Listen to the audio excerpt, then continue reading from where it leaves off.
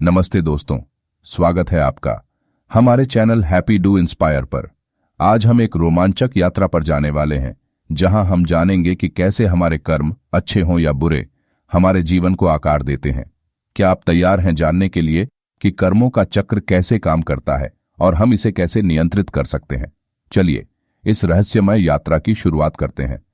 हमारी जिंदगी में कर्मों का चक्र महत्वपूर्ण भूमिका निभाता है। आज हम दो व्यक्तियों की कहानियां सुनेंगे जो अलग अलग रास्तों पर चलकर कर्मों के चक्र को अलग अलग तरीके से अनुभव करते हैं।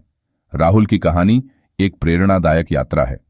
वह एक छोटे शहर का निवासी था और उसकी जिंदगी में कई मुश्किलें आईं, लेकिन राहुल ने हार मानने की बजाय समाज के उत्थान के लिए काम करने का फैसला किया। राहुल ने एक छोटी सी पहल की शुरुआत की।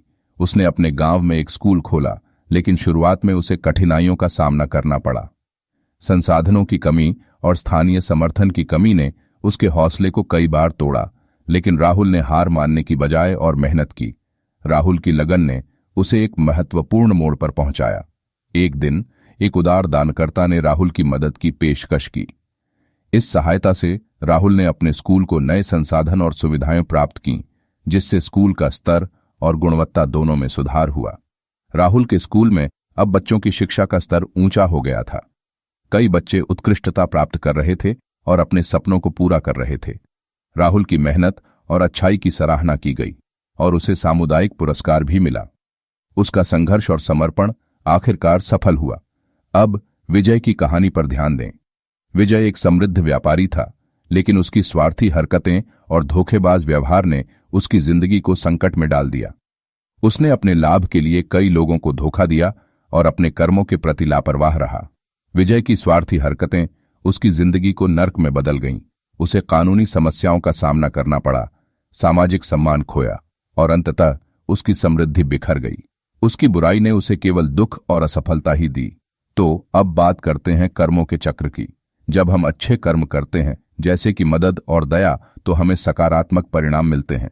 वहीं बुरे कर्म जैसे कि धोखा और स्वार्थ नकारात्मक परिणाम लाते हैं।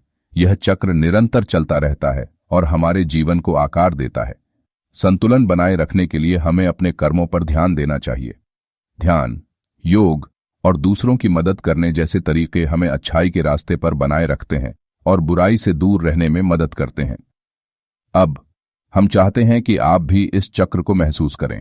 एक दिन तय करें जिसमें आप केवल अच्छे कर्म करें, मदद करें, दया दिखाएं और देखें कि आपकी जिंदगी में क्या बदलाव आता है।